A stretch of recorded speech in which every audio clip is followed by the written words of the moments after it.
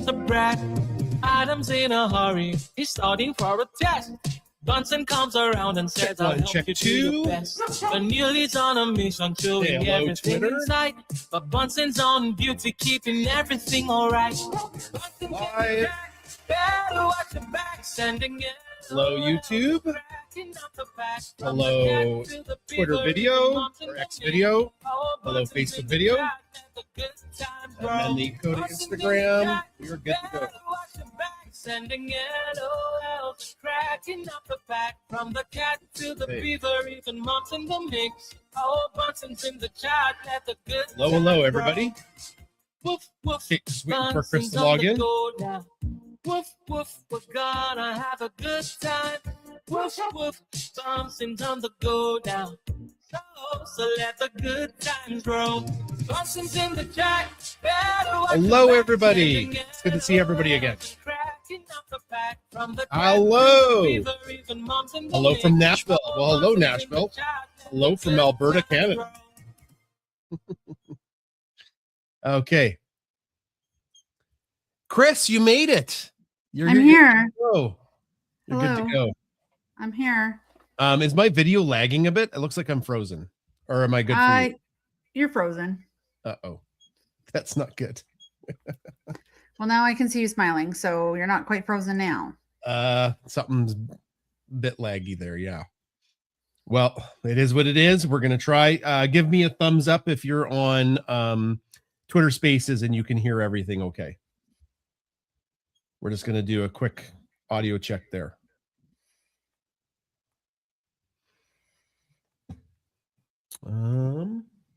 Okay, I think we're ready to get going. We'll do our intro and then we'll get on with the show. Awesome.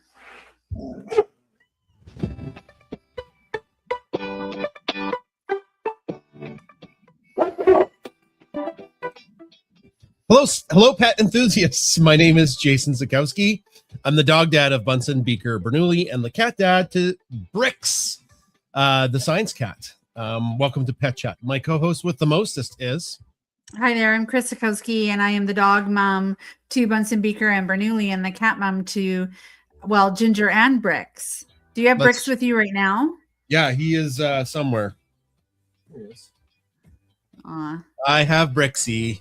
Yeah. He's my bud. So That's welcome to... True. I actually screwed up the intro because I was grabbing Brix. Every week in Pet Chat, we talk a little bit about the dogs. We might have a guest. We have a guest today, and we'll get to our guest in a second. And then we let our community ask more questions or share their own pet stories.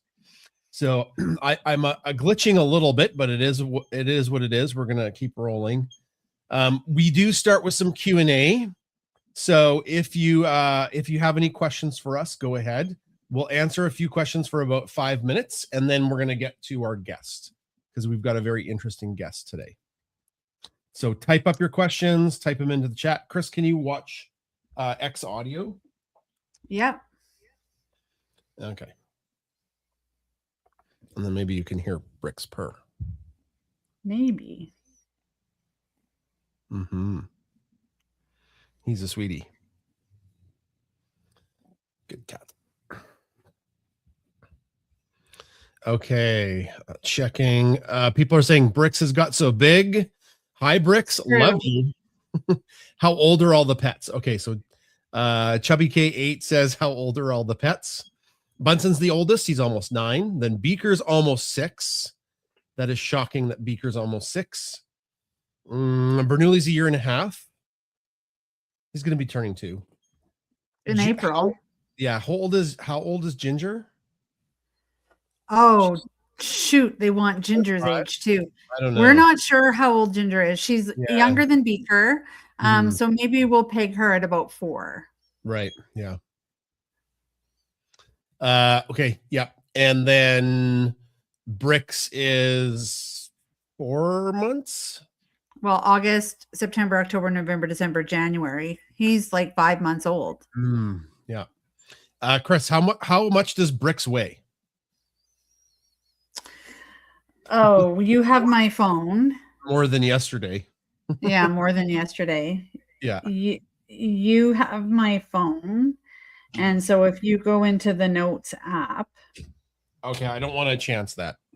okay.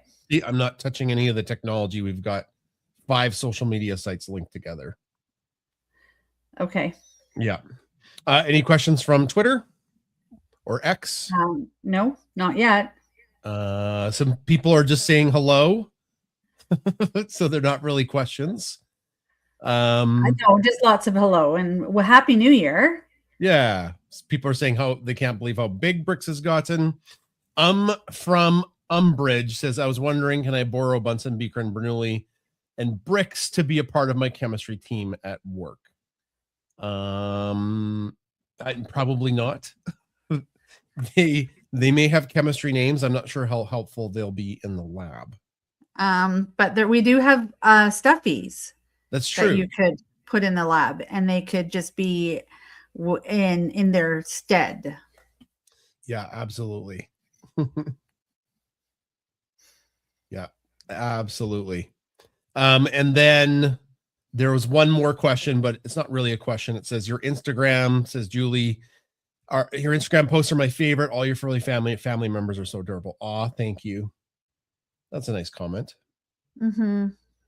And then we got a nice comment from Facebook. Stephanie says, hi from Vashon Island, Washington. Hopefully I said that right. Vashon, you guys are great. Best wishes that Gord does well on Monday. Yeah, I did just send out our newsletter about Gord. We'll talk maybe a little bit about him later. If people have sure. more. Yeah, because we know quite a bit more now than we did a couple days ago. Mm-hmm. Bianca, of course, is saying, how is Chris managing with Bricks not being with her on camera today? Jealous. Well, we've been allowing Bricks a little bit more freedom. Mm-hmm. And he's actually, he's right here in the room with me. Yeah. And then he went to be with Jason, and now he's back with me. And so I'm not jealous anymore. But part of it is that we're allowing him more freedoms to move about. Mm-hmm. And, you know, where he chooses to go is where he chooses to go, which this morning was in Jason's lap. And I was very sad then. Okay. We've got like probably 10 more questions that have come in. I'm going to answer 2 more, and then we're going to get to the guest. Sure. Because we don't want to keep our guests waiting.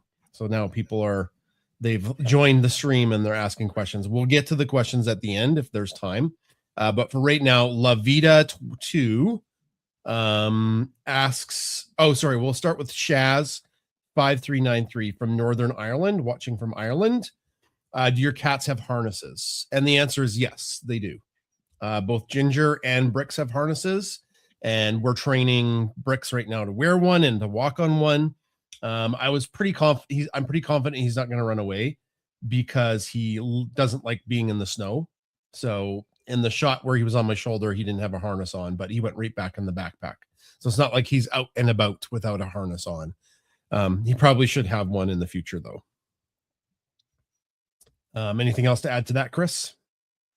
Well, I just was, I'm just glad I didn't know that you had him harnessless, because I am very diligent about having him harnessed so he's safe.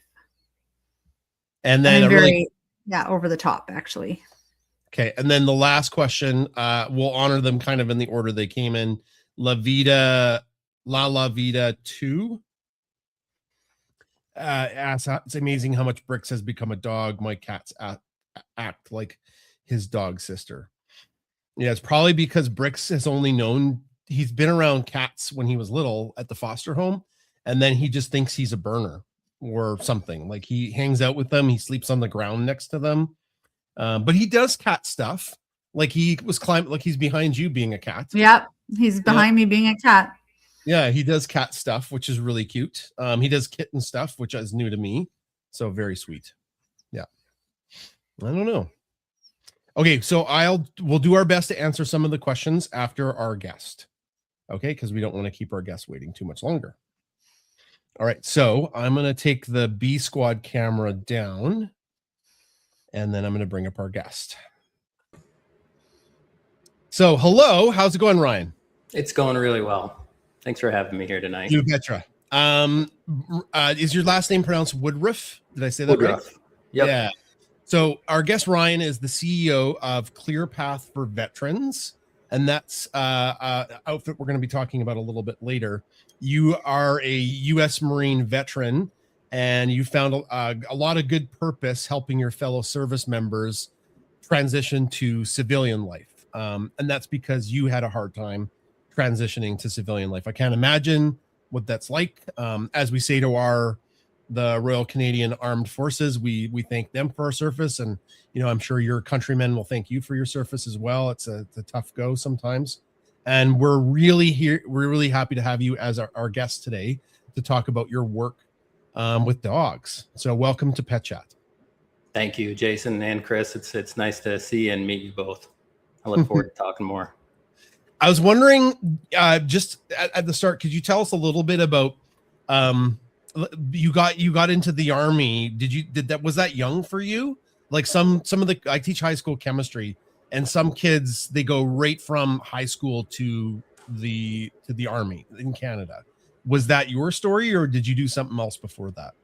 Same story. It's not very uncommon here down in the United States. A lot of students in high school that are interested in a pathway through the military join right after high school. So I enlisted at 17, and the day I graduated, I was off to boot camp.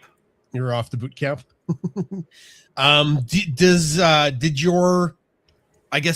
Did the Americans have something like cadets? Like, did you do military stuff before you went?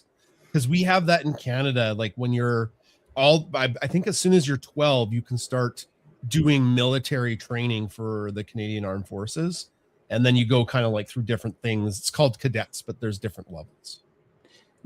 That's available down here. They have ROTC. They have different military academies that it's probably similar age.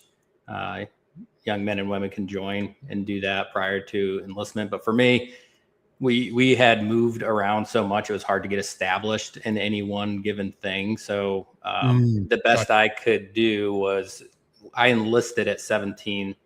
I had a year left of high school. And during that enlistment period, I was in what was called a delayed entry program. So I could connect with other Marines and start the physical training and some of the educational components prior to going to boot camp, which is really helpful. Gotcha.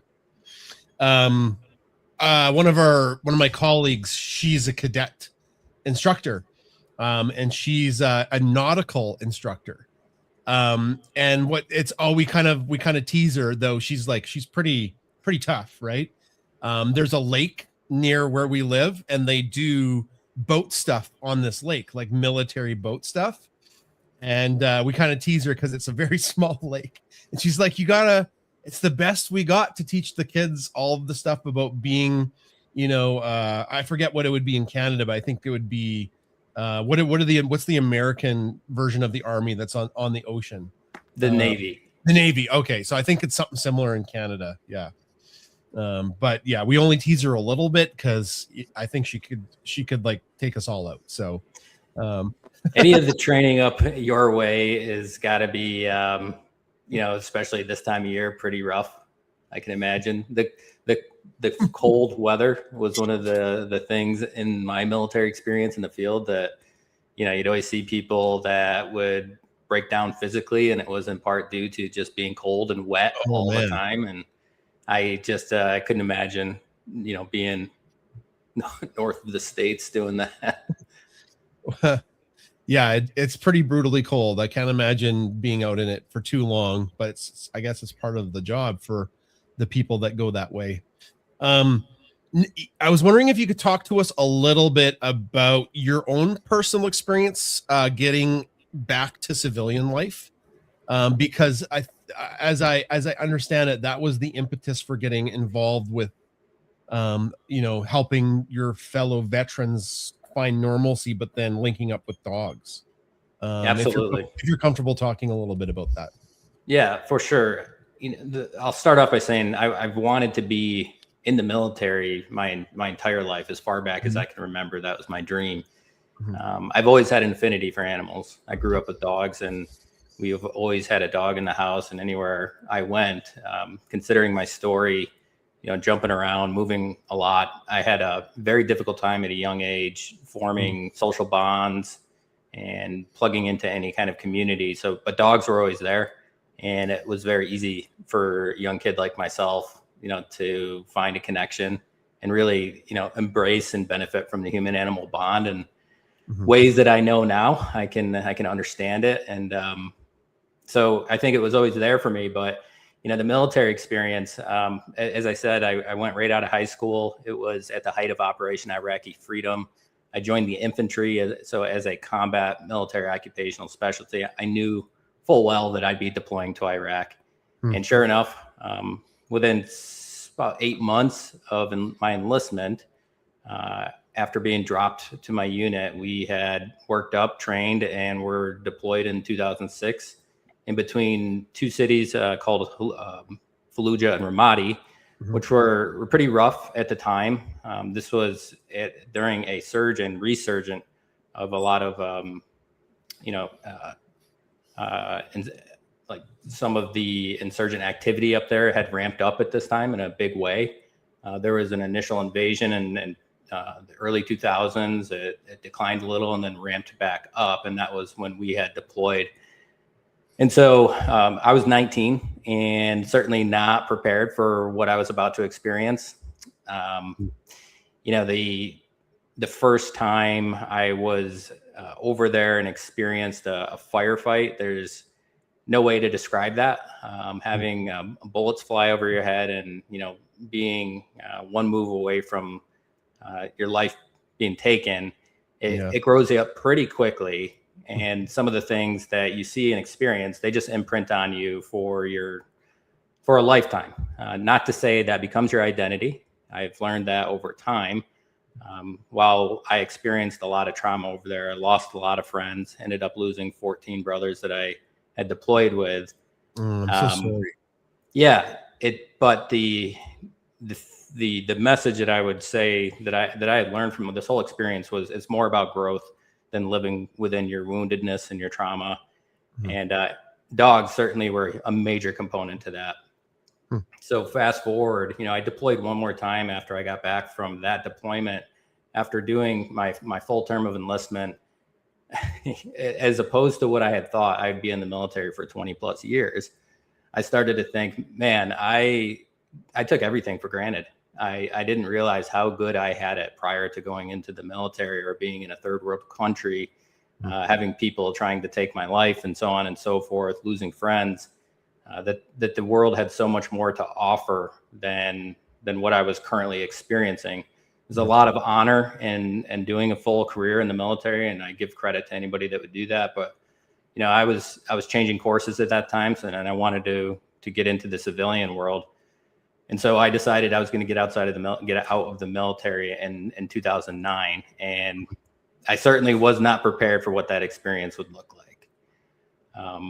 So I had a plan. I thought I was going to get into law enforcement and, perhaps be a patrol officer or a canine cop. I didn't, and I'll say prior, in the military, I did not directly work with dogs. We had military working dog units attached to us. So as an attachment, as a support element, never worked with dogs specifically. But there was something within me that definitely, I could tell that there was something being ready to be discovered as I got out of the military in the field of dogs. I just didn't know what it was, especially after it didn't work out with law enforcement. I switched gears and started to pursue natural resources and forestry and wildlife, and that was getting me closer to something that I felt was going to be, my new identity, something that I felt was really important to me. I've always had an affinity for the natural environment. I will say chemistry is one of the hardest subjects I took at the College of Environmental Science and Forestry. Oh yeah, you got to get through some chemistry to get there, my guy. Yeah, you're not kidding. It was one of the more challenging ones. And so, I'm so sorry about that. It's all good. Great professors. And I was an adult, right? So I'm in school with, and I say adult, I was 22, 23 years old. And, but my peers were between the ages of 18 and 20, and there was very few that were my age or had experiences like me. So my college experience was very isolating. And all throughout this time, I'll just be very honest. I had struggled with alcoholism. I had never overcome the trauma that I experienced from the military. I wasn't seeking out therapy or help. I wasn't looking to blend into my community. I felt more and more isolated, and I kept declining. I was functioning, but I definitely was thinking that I made a mistake, that I should have just stayed in the military because I didn't fit the puzzle piece of the civilian world. I couldn't fit in, and I didn't know what to do about that. So years later, after I graduated college, I ended up working for a tree company. I was an arborist for several years and just working as hard as I could, as many hours as I could, and traveled when I needed to because of the weather we experience up here. They shut down offices, we travel. But I just wasn't hitting the mark in my, I just wasn't, right? And so ClearPath intersected my life at a point where it couldn't have been more perfect. I had a friend that had also served in the Marine Corps who got out around the same time as me. We didn't serve together, but we did some time in community college and we became friends. He was working at ClearPath, helping veterans find employment. He gave me a call and said, I'm not sure what you're doing these days, but we're on the search for a veteran who's experienced combat to help other veterans transition from their military experience into the civilian world. And it immediately hit a chord with me, right? So I was finally feeling like there was something that was happening in my life that made sense. So I came out to the campus at ClearPath, and I was covered in mud and dirt. I just got done with a whole day of tree work. And he told me he's just going to show me around. Little did I know I was going to meet like the entire leadership team and people that would be later interviewing me. And I was like, buddy, you could have, warned me. I thought you were just going to have me tour the campus kind of thing. Yeah. But I was blown away. And it was the campus at ClearPath is on a 78-acre property in the middle of central New York, which is beautiful. It's not New York City. A lot of people think of New York and they immediately think of Manhattan. Upstate central New York is very rural, so we're surrounded more by trees and farmland and cows than we are big buildings. Gotcha. And so that environment was healing in and of itself. But then to learn that they had this canine program, they had peer support, they had a wellness program, a culinary program. They were really seeking to provide this holistic healing pathway for veterans transitioning out of the military. Was almost invoked an emotion with me, right? I couldn't believe it. And how did I not hear about this? For one, we have a great clinical service in the States called the Veterans Administration, which helps veterans clinically, but it didn't do anything that ClearPath was doing. And so that really just begun the journey for me. That's I knew you were going to talk about this, and I'm getting all teary-eyed listening to your story. I just great resiliency to get to where you are right now. So I was wondering if you could talk to us a little bit about the dog connection within ClearPath for veterans. How heavily are you involved with that? How does that work for veterans with the dogs? So that was where the story really began for me. I did end up getting hired as a peer mentor, helping other service members transition out of the military. And I kept going down to the lower level of the main campus, which was the canine program, and just watching. And I was just so gravitated towards it. And watching the dogs being trained, watching the veterans go through the program, seeing smiles, and seeing like some of the walls break down. Veterans that were once very stoic, couldn't get outside of themselves, were laughing and really checking themselves at the door. That was kind of an unwritten rule that the only way you were going to be able to be, one, successful in this program, but two, like form a meaningful bond with this animal is if you can like tear the walls down and be, playful and look at them in the eyes and smile and actually start to feel again. So I didn't, I never really considered applying for this program as a recipient, but the founder and the program director, this is 10 years ago, said, why you come down here all the time? We see this is something like you're interested in. Why don't you just apply? And you should go through the program. And at the time, I was putting my pain and trauma on this scale, right? Like I didn't deserve this. So many other veterans had experienced things that I thought were way worse than me. And that I didn't feel like that it was something that I deserved. And, they were quick to say, you served in 2 tours in combat. You've lost people. You have post-traumatic stress, traumatic brain injury. Like you are the perfect candidate for this program. You clearly have this affinity and you love to watch these dogs. Like this is why we're here. And it encouraged me enough to apply. So that began for me back in 2016. I went through this program, ended up as a recipient, and it was a different framework at the time. It was a owner trainer model. So they would help veterans train shelter dogs for almost 2 years, 18 to 24 months in this long process. And this dog that I was matched with, I mean, I'll say up front, she didn't become a service dog. Okay. She did not have the temperament, but I mean, she was very social. She helped tap into a passion within me that I didn't know was there, which was dog training, and which later became my vocation. I mean, because of this dog, Harley, I ended up becoming a dog trainer. She helped me discover that. She helped me overcome a lot of the trauma that I was dealing with. She certainly helped me break down all of the barriers that I was experiencing.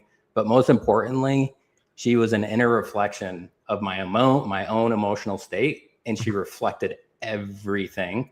And I'll say that is probably one of the keystone reasons why she didn't become a trained service dog, because much of what she was displaying behaviorally, I believe, and I really think was vicariously transferred right down the leash to her from the way I was feeling at that point in time in my life.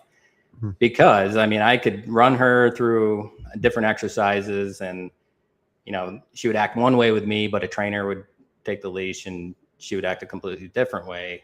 And it was clear to me that there was something different. There's a different kind of energy that I was putting down the leash compared to other people. So I stayed with the program. I ended up becoming a dog trainer, and for the next 7 years, helped bring that program from local grassroots owner trainer program to now we're internationally accredited through Assistance Dogs International. We have a puppy development program. We still do owner trainer model training, but we also are into breeding now. We get dogs through ADI's International Breeding Cooperative. And a lot of what we learned for veterans specifically, and in my case, being a big example, is that some of the dogs that were being adopted from the shelter were very, one, nervy, and two, very impressionable. We're experiencing, a lot of vulnerability coming out of the shelter and being matched with veterans that had heightened states of PTSD, hypervigilance, and things that could actually make things worse, right? So over the next couple of years, we actually went from a primary shelter-based model to a puppy development program where we would raise puppies from a very young age over the course of 2 years. And this is kind of how it works now. We have a community model where volunteers from our community will help raise puppies for a period of 18 months. And then we bring them back for 6 months and do the final stages of training before they're placed. There's a lot. I mean, there's so many different components of this program. It'd probably be easiest if we just broke it down. And if you had any specific questions to start with, we could go from there. So the program today, it sounds a lot like what most service dog programs have gone to, where you start with a pool of puppies that are maybe separated from the trauma of being in a shelter, right? Which would not, as you said, not necessarily be good for veterans. Yep. Yeah. Is there a higher success rate? Like, have you seen that? Because you've been with the program for a while. Like, has this been a good move, do you feel? I do. There are some things that have been lost that I would like to resurrect. I would still, so there, 40% of dogs in any cohort in the service dog industry, there's an attrition rate of 40%, right? Like a lot aren't making it the full run. And that could be related to health, with the accreditation that we have, all dogs must be certified for hips, eyes, elbows, heart. Yeah. I mean, skin allergies, right? If they have skin allergies and then that needs to be treated, or if they have to be on a hydrolyzed protein diet, they feel that that's an added burden to the recipient that they don't feel is in their best interest. So the career change rate is high. And so we're looking for alternative pathways when these dogs don't make it through the training program. And that could be in the form of facility dogs, therapy dogs. However, for us, we are very focused on mastering the service dog training. You could spend a lifetime, learning this art. It's a one size fits one approach, especially when it comes to veterans diagnosed with, mental health related issues, because it's not something visibly seen. You have to do your due diligence up front and really get to know every recipient that's applying for the program to better understand compatibility, what dog is going to be most suitable for this particular veteran situation.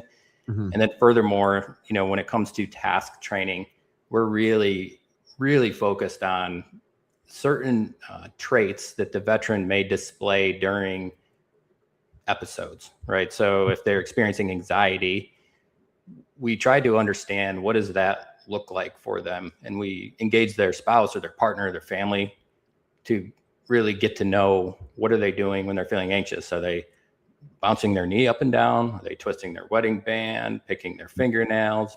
What are they doing? Because then we can do picture training with the dogs, teach them to look at that. And every time they see it through a series of reinforcement history, they know to perform a certain task.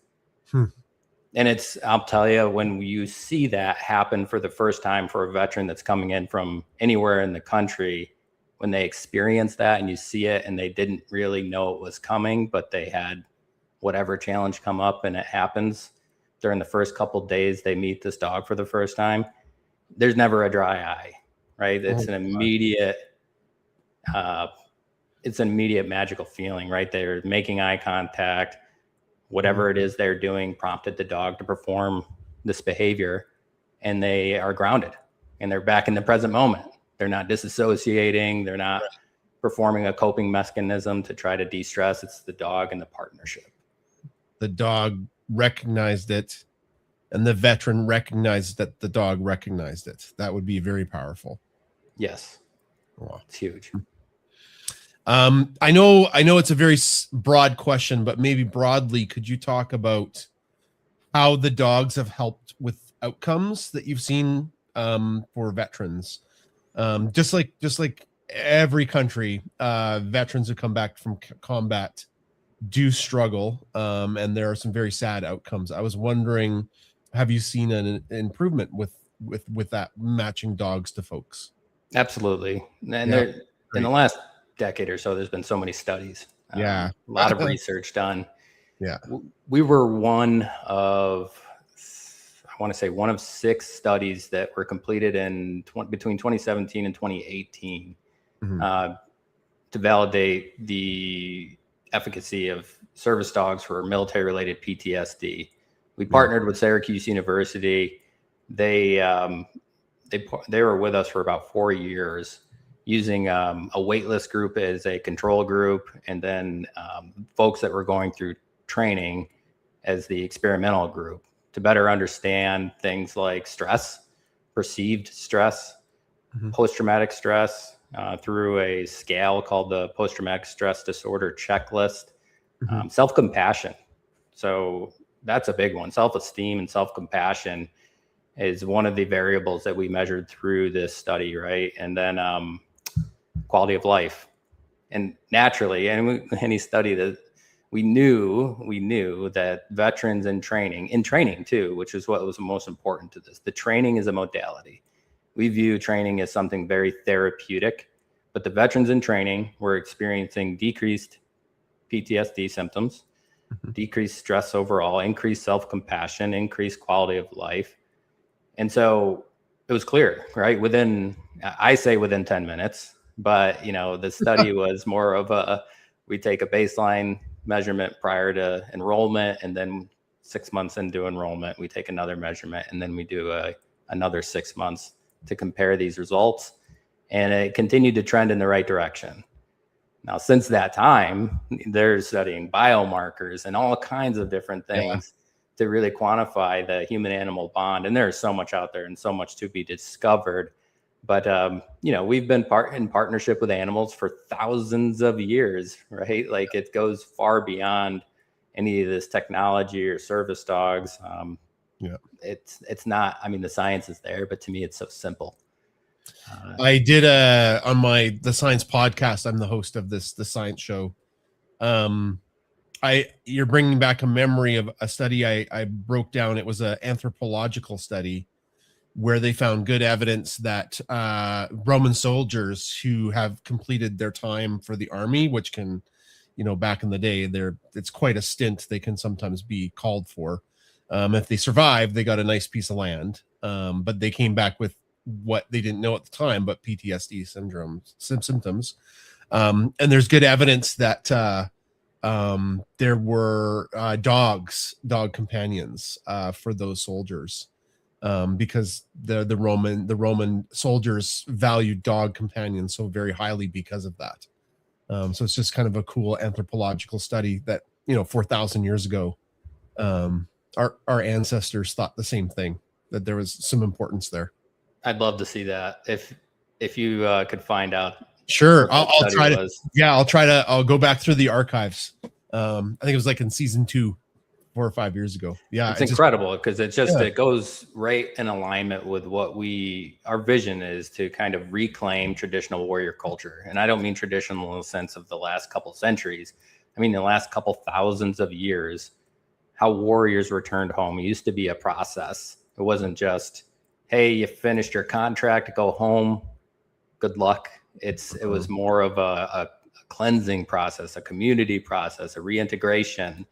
And it took more than 3 days or however long they, prepare us for that time at which you finish your enlistment and go back into civilian culture. And animals are a huge component. I mean, certainly not just dogs, but dogs are, I'm a little biased. I've seen it work, and it's incredible. I mean, and that is why I continue to do this, for sure. Having experienced it personally, and to see veterans that go back as far as the Vietnam era saying, I haven't experienced something in over 15 years that has been so healing and helped me overcome this trauma. The difference between having nightmares or not. It's crazy. Dogs are just awesome. They are.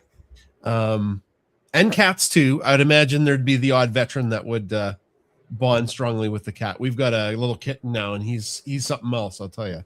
They're pretty cute little creatures too. Yeah, I think animals in general. I mean, there's a lot going on in the equine world too. Yeah, horses. Yeah. Chris, you were one of your classmates in your master's had a horse therapy farm, so they were using horses for help. Yeah. To help in the classroom. Yeah. Very cool. I guess before we get to some Q&A from the audience, just to kind of like wrap this up, because we don't want to keep you too long. What's next for ClearPath for veterans? Like, either is there some things coming down the pipe? How can our community get involved and help? I know probably it would be more skewed to the Americans than the Canadians that are listening, but I would love to hear. Yeah. We're growing. So we are one of about 155 accredited Assistance Dogs International accredited organizations in the entire world. And we know that there is a huge need for service dogs, not just in New York State, but nationally and globally. Yeah. And so we are making a concerted effort to see how we can expand our capacity to place more dogs within a given year. We do this in partnership with other organizations, and we are always looking to collaborate. There are many different ways to come alongside and partner with us, but we are specifically looking in the next 3 to 5 years to grow our campus so that we can better serve the veteran and military community in our coverage area right now. We do place service dogs all across the country right now, but we're somewhat plateaued based on how many dogs we can have on our property at any given time, how many volunteer puppy raisers we have access to. So we are looking for unique ways to engage the community to help us with puppy raising. That is a big one. It's a huge commitment. It's a 18-month long commitment, but we couldn't do it without our puppy raisers. And these are people just like you and me that are taking these dogs to work with them every day, exposing them in the community, and doing really the foundational things that are most important for them to become service dogs.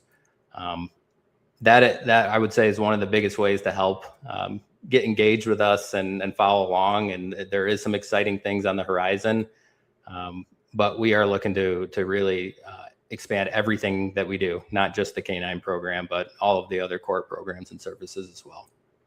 There's a website too, right? clearpathforvets.com. That's right. If people want more information, that's good. Yeah. Yep. 1 second here. I will throw that up as a chyron for people to check up. Yeah, I put it in the chat on audio, but there's no nest. So I couldn't put it up in the nest. Okay. I've got it as the chyron for people watching live. You can see the URL down there at the bottom of the screen. Clearpathforvets.com. Is there a place people can, there's a donate button. Yeah, because I'm getting some folks asking, hey, this is a great idea. Where could we help out? But they could help out by clicking donate on that area there. Awesome. Ryan, are you okay taking a couple questions from the audience? Definitely. Okay, Definitely. perfect. And again, thank you for sharing your story and the empathetic work that you do for humanity. My pleasure. Thank you so much for your service, and what you've done for your country. Thank you, Chris. Yeah. We've got people, just dozens of comments of people thanking you for your service. Just people saying that this has been a very moving show. So thank you for being a guest. But if folks wanted to ask Ryan a question, please type it in and then we'll throw it up on the screen. And those of you listening on audio, if you want to come up to chat to ask a question live, we'll screen that and get people up that way. Oh, sorry, that person had a question for later. So if you do have a question for Ryan, go ahead, type it up. I'll watch the live. Chris, can you watch Twitter or X? Yep. Yeah, I'm watching. Okay, we got one from Instagram. First off, K8 says, thank you for your service. All dogs are amazing, but is there a breed that you that you like to work with? Like, is there a specific breed? That's a great question. Yeah, and I did see something come up earlier about breeds and my favorite breeds. And so we select for health, temperament, and trainability. Sociability is really important.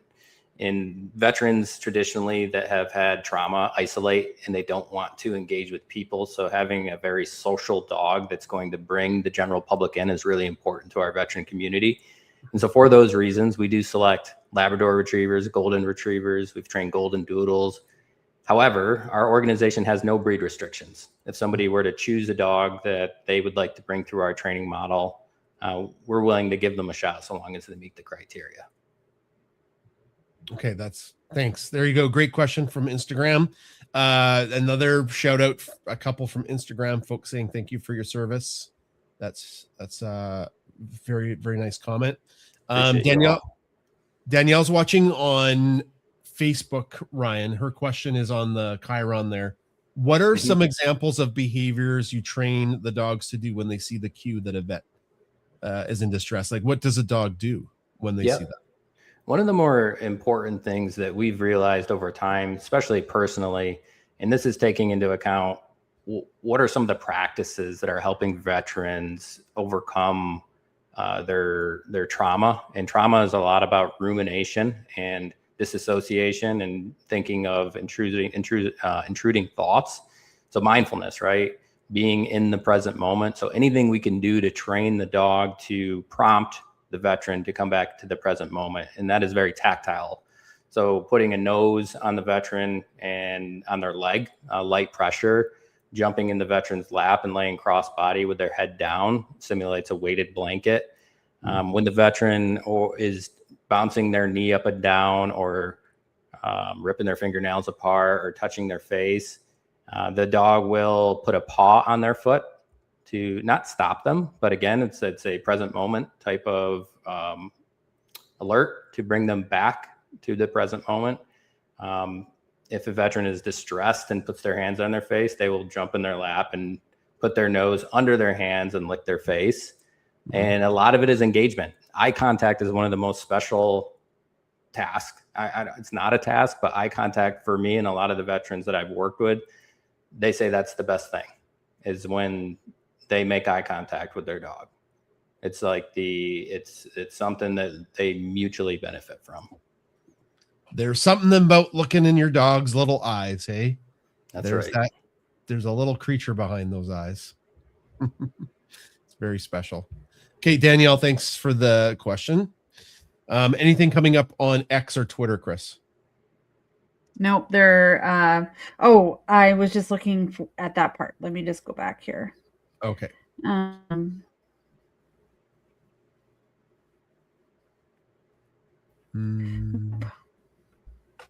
Another nice comment for you from Facebook there. Amy says, thanks for all you have done and continue to do. Thank you, Amy.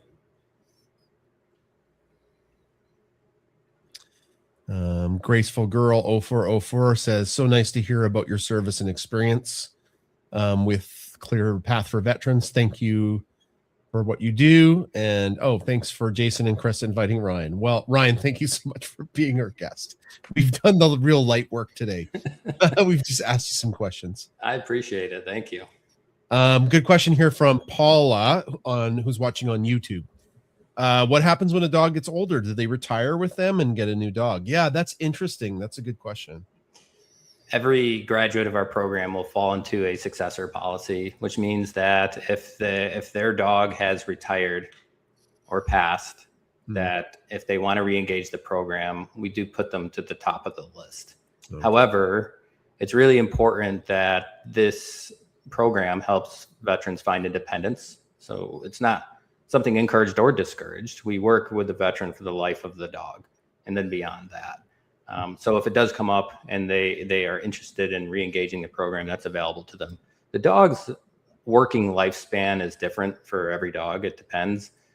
But we do have requirements for regular veterinary checkups. If there's anything orthopedic going on, if there is any health issues going on that wasn't caught early in the screening that would warrant retirement, that's something we look very closely at and help the veteran decide on at a particular stage of life, usually between the ages of 8 to 10, certainly not really beyond that.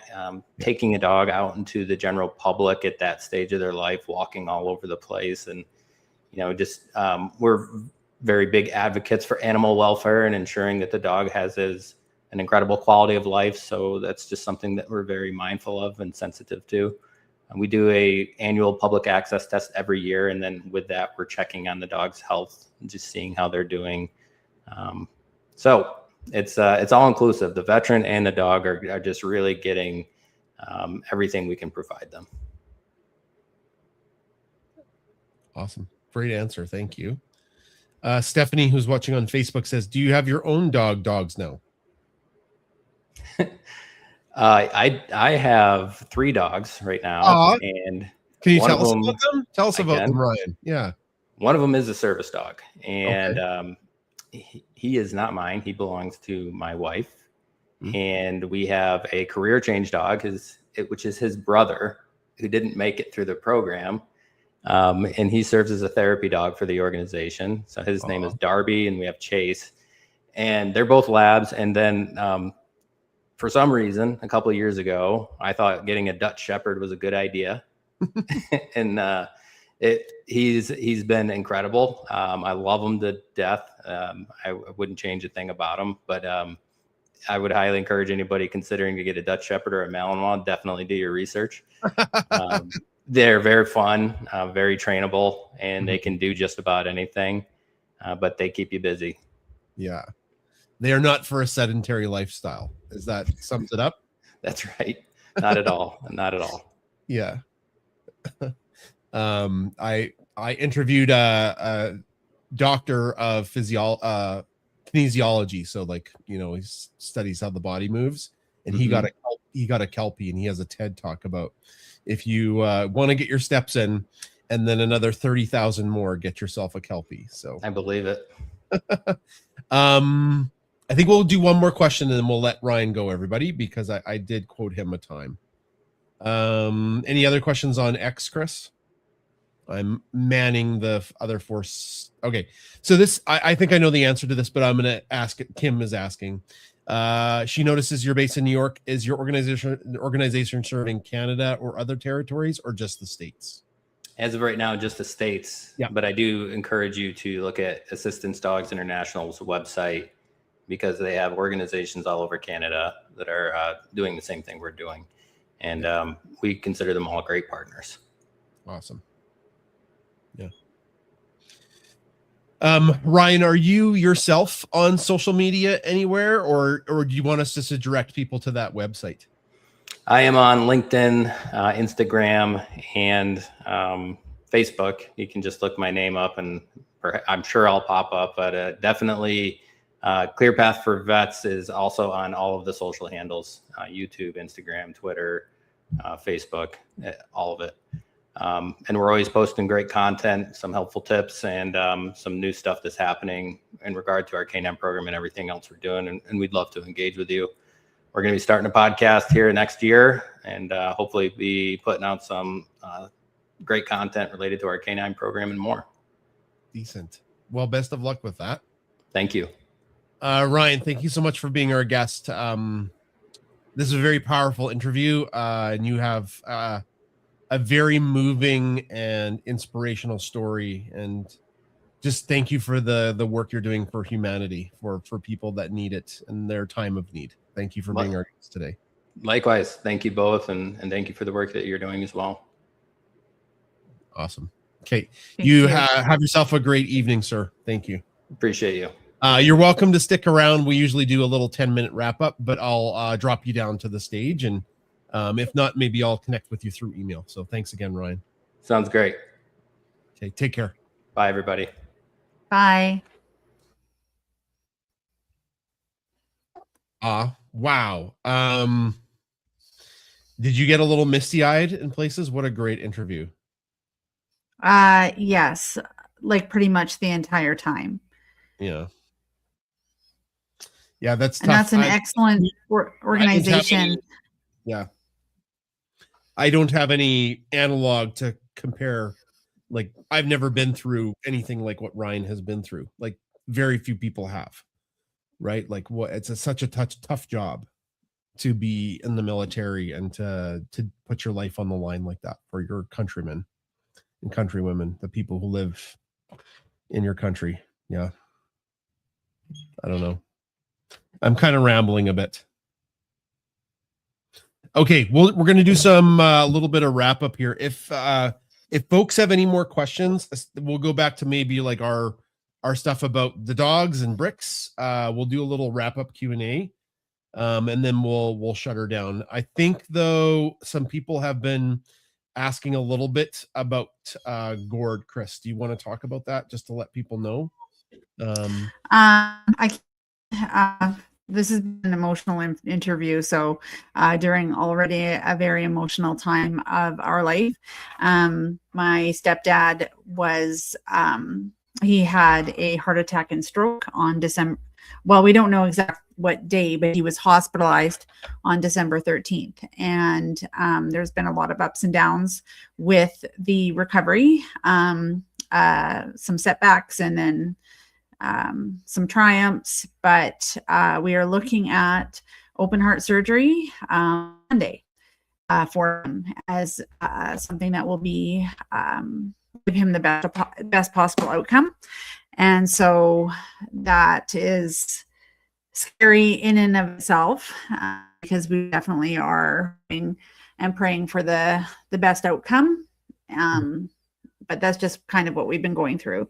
And I just love having my little Brixie here, giving me like the snuggles to make me feel better. But he's pretty cute. He's going to show you.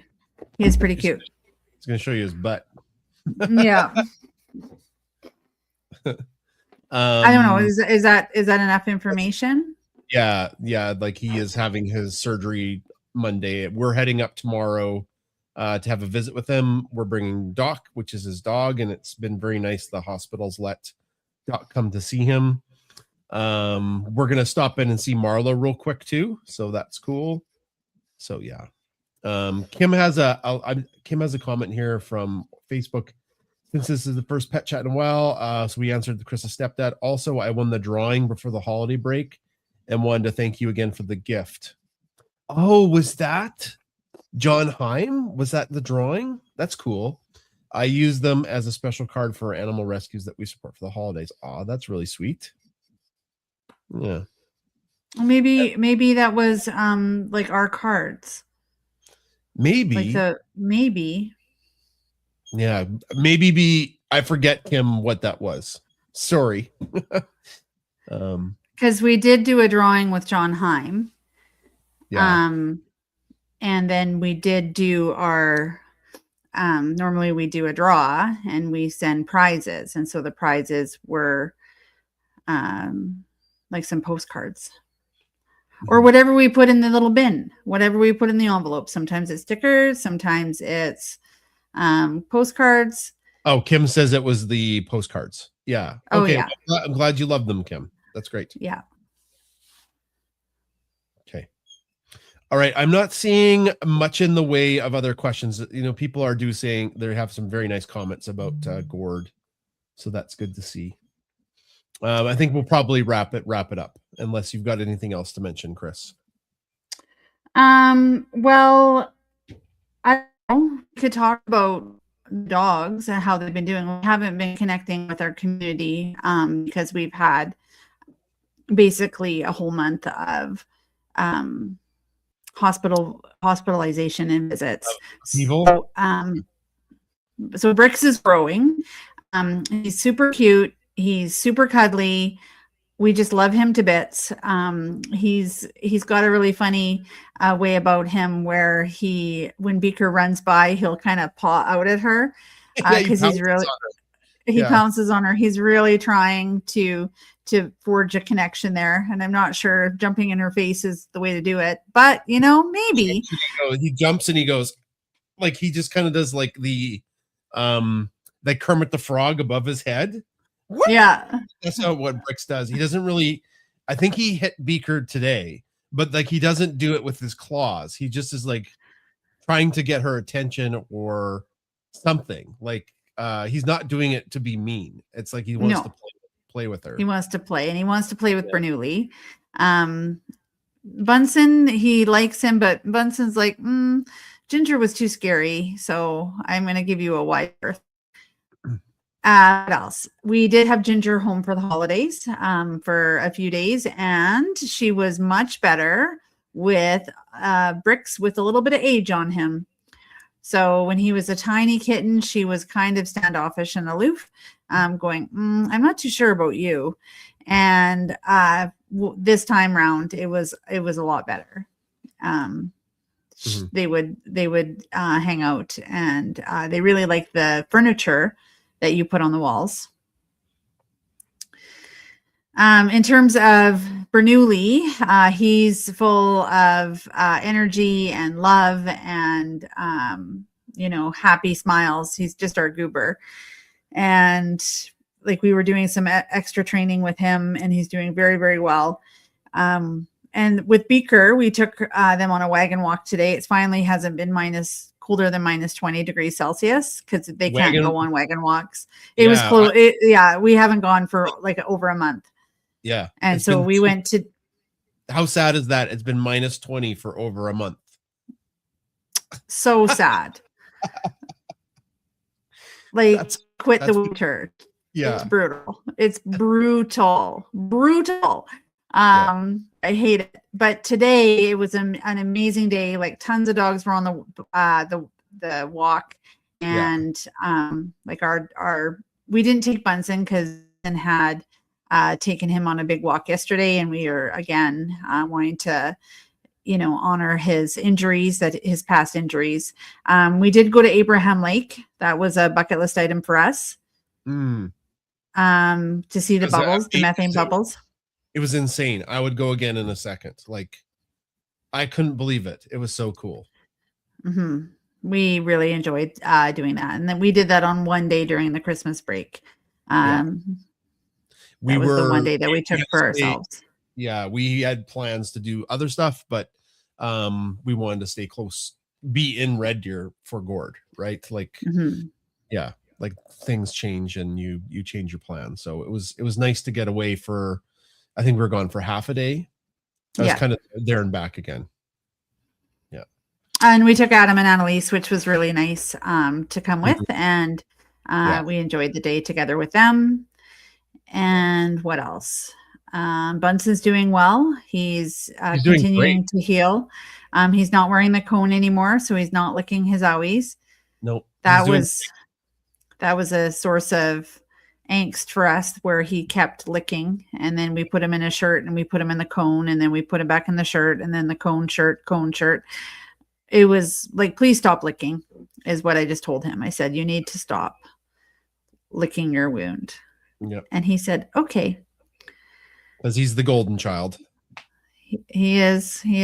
There you go. But other than that, what? I took them on a walk yesterday. You were in Edmonton visiting Gord at the hospital. Yeah. And yeah, like I pushed them a bit, like we went a bit further than normally Bunsen would go. And Bunsen did just fine. That's like, I don't want to push him too far, but he did just fine. And no stiffness, nothing today. So it's just been very cool to have him have a bit of a renaissance here this winter, because he missed all of last winter, literally. Like it was about a month in we realized something was bad. And that's when he had his slip disc. So then he just wasn't out in the snow the same way. No. Yeah.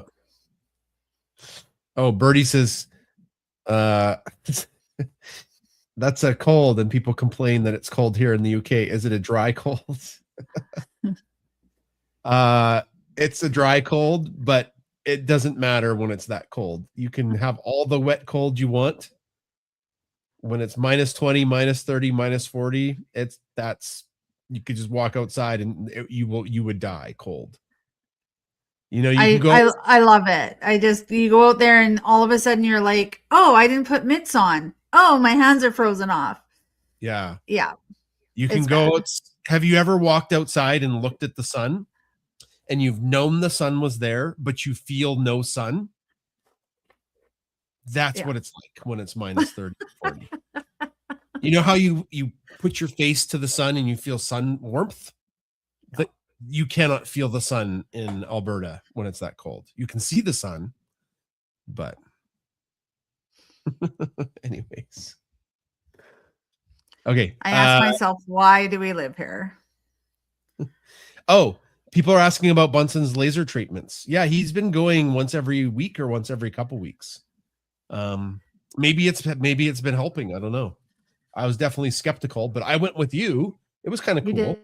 Yeah, it's kind of cool. Got to wear the safety goggles, and Bunsen wears the safety goggles, and they zap him with lasers. I guess if it helps. Yeah, it's been really good for him. Amy is watching, Chris. She says it's going to rain on Tuesday. Yeah, like we've got some weird weather coming up. Oh, Can you imagine it raining in January? Has it ever rained in January? well, I'm very worried. Like, although Amy is saying it's not going to be freezing rain, it's going to freeze to the road, and Be a nightmare. It's going to be a nightmare. It'll be a nightmare on the roads. I don't think I remember it ever raining in January in Alberta. So that is like we've got weird weather coming up. I think like in Eastern Canada, it's like 18 degrees Celsius. Chris. What? Yeah. There's like some weird there's a weird heat thing happening. I'm sure I saw something that there's weird, crazy temperatures in Eastern Canada. Oh, Birdie says I love the cold, but that might be a bit much. The pictures are painful. Yeah. It is a bit much. It's a bit terrible. People on Instagram are like it gets to 5 degrees Celsius, we complain in San Francisco. I ask myself that every day. It's below 15 plus. Oh wow. Oh wow. Somebody says they need to stop complaining about the cold in Minnesota. Oh, here's a good question. What is Beaker digging for in the snow? Critters. Mice. She's caught a few things occasionally, and I think she can hear them. Like the mice live in the ground under the snow all winter, and they kind of rustle about. I'm sure she hears them because she's caught a few. So I think because she caught a few, she keeps trying. If that answers your question. It's like she has a gambling problem. Yeah, I know it's a gambling addiction. Rock My Way says, I'm just south of you guys in Calgary. Well, hello. And they're pumped for the weather. Let's go, Chinooks. Oh, somebody asked. They're also dealing with the water main break. So we feel for you. Oh, sorry about the water main break. Even in Winnipeg, they're supposed to get above 0 next week. That could be what? Winnipeg, like the coldest place in the planet all the time with the polar bears. That's a lie that I'm sure Environment Canada is telling you guys in Winnipeg. They tell you after a month of minus 30 that it will be +1 just to give you guys hope. I'm sure that's what Environment Canada does. Chubby K8 asked, one of you mentioned that Brick sleeps with the dogs. He sleeps kind of all over the place, but he does spend some of his naps. Bunsen and Bernoulli sleep in the morning by the front door. They have a big nap after their breakfast, kind of like where they are right now on the camera there. Beaker doesn't sleep with them because they're stupid boys. She sleeps on the couch always. She doesn't sleep with the boys because they're idiots. And then Bricks has started sleeping on that rug thing there. He sleeps he has a morning nap with them. It's really sweet. He just kind of like saunters up and sleeps over there.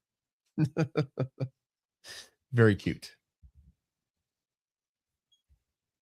At night, he's crate trained.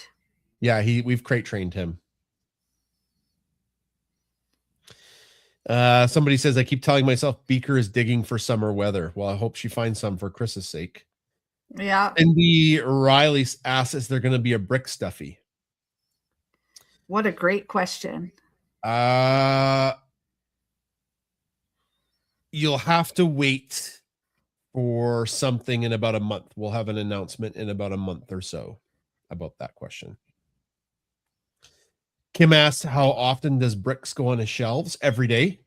Yeah, he goes on his shelves every day, but he doesn't go up there to sleep. He just goes up there to play, and he kind of looks around and then comes back down. That's pretty cute. But yeah, he does use his shelves every day. Chris, you're frozen. Are you still here? No, I'm here. I'm just holding Brixie. Oh, okay. Yeah, and I'm just holding him. He is so cuddly. I love him. Yeah, like he cuddles your neck. And then for me, he like lays, he comes up and he headbutts me, which I think is normal for cats. But yeah, he headbutts me. Yeah. Susan Rudin in the chat said, how's the blanket fort, Chris? Not big enough. Not big enough. The dogs don't really get zoomies anymore, but Bricks does. He gets zoomies and he just jumps around. It's pretty cute. But he gets going too fast and he winds up running into the dogs and then realizing that he's made a horrible mistake. So that's been cute. Well, it's not a horrible mistake because it's like, what are you doing? Oh yeah, they don't care. Not, he's they're not mean to him. Yeah. Well, yeah, I would be worried too. Running into a Sasquatch might be scary. Well, maybe answer this question, then we'll wrap up. What are your thoughts about Brix's DNA test? I thought they were cool, honestly. Like I had part of me, I thought he was Siberian because he looks Siberian, but he's not fluffy enough. But I thought of the cat breeds, Siberian would be number one. And that wasn't the case. And that's cool. I think it's interesting. It is interesting. And I don't want him to get much bigger. Oh, so you're sad that he's 20% Maine Coon? Yeah, the Maine Coon is going to make him really large. But you know what? I don't care. I love him. And there'll just be more of him to love. Just like the ginger that came home that Adam has been overfeeding. There was more of her to love. Yeah, she was a little chunky the visit ago. Yeah. Oh, Kim, you missed the results. Check our reels. I posted it on Monday or Tuesday in a video, and if you subscribe to our newsletter, I talked about it in the newsletter. Which dog is that by the front door? Isn't it? I think that's Bunsen. Okay. Well, okay, one more question. Oh, look at all you don't have Sasquatch there, don't you? You have Sasquatch there, don't you? Yes. You betcha. Somebody's Maine Coon was 27 pounds. Oh my God. What? No, that I can't. That'll break my back. It's a big cat. Devin Green asked when we let the dogs in. So so we have a little bit different situation. We don't have a fenced yard, and our yard would then just encompass the entire farmland. So the dogs don't roam free, partly for a couple reasons. One, there are packs of coyotes that roam outside at night, and I'm sure our Berners could take them on, but not Beaker. She's just not big enough. She could maybe hold her own against a coyote, but not a pack of them. But the other reason is we don't really show it in videos, but we live very close to a highway. And Gord has lost a couple animals on the highway. Our neighbors too. Yeah, and our neighbors who are quote unquote outside dogs. And a dog that gets hit by a highway speed car does not survive. So we don't want to risk that. So the dogs are off leash outside, but we are there with them or they're on leash. So we don't risk them being that close to a highway where people are going like 160 miles an hour, 100 kilometers an hour. And we don't really show it, and it's kind of blocked out by the shelter belt trees we planted like a decade ago. So, but that means that when they have to go out to the bathroom, we're going out with them while they're on leash. Yeah. Mm-hmm. We don't let them out because like they're good dogs, but it only takes one time for them to stray, and that's the end of your dog. So yeah. And that's sadly what happened to a few dogs that we know. They were good dogs until they weren't alive anymore because they got hit by a car. We could put a fence in, but I don't know. It would have to be. Well, we could. It would be an enormous fence. I don't know. It's fine. When is it too cold? When is it too cold? Oh, when is it too cold for the dogs? I've never seen Bernoulli cold. So he was out last year when it was minus 40. never got cold, never looked cold. Bunsen feels the cold now as he's older. I'd say at about -30, and Beaker definitely gets cold at like -20. So that's when she wears her snow pants. Okay, but Bunsen still does the burner face wash, Yeah, even if it's -30. even if it's He will -40. Yeah, he will burrow in Yeah, and try and wash his face with snow. Yeah. And Bernoulli doesn't do that. Oh, Beaker. Beaker's mad at Bernoulli probably.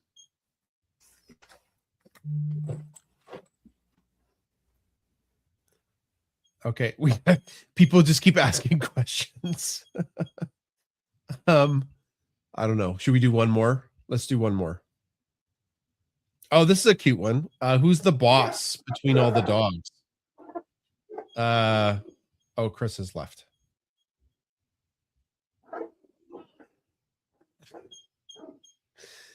Maybe she was worried about what was happening. I think Beaker has enough of it with the burners. So I think Beaker's the boss. Okay, Do you think we're doing one more. Yeah. The last Puppy one is puppies. who's the boss between the dogs? Oh, Beaker. Yeah, I think Beaker's the boss. Yeah. Bernoulli gets on her last nerve and then she tells him off. Yeah. And then sometimes Bunsen gets on her nerve and she tells him off too. So Yeah. she's just the boss. Okay, I'm just gonna take them down. Okay, I think we'll end the show. All right, thanks for coming today to it was kind of a hodgepodge with a wonderful guest, Ryan Woodruff. You can hear the dogs barking in the background.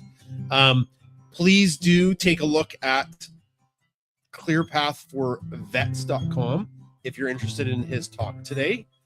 And that was a wonderful guest. It was really nice to have Ryan, and a very powerful story.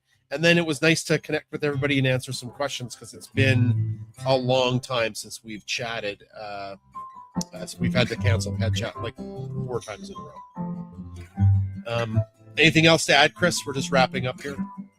Yeah, thanks everybody for coming tonight and supporting our community and sharing their joys and our sorrows and our pets and all the things that we do in our community here. And thank you for your understanding that we've had to take a few weeks off.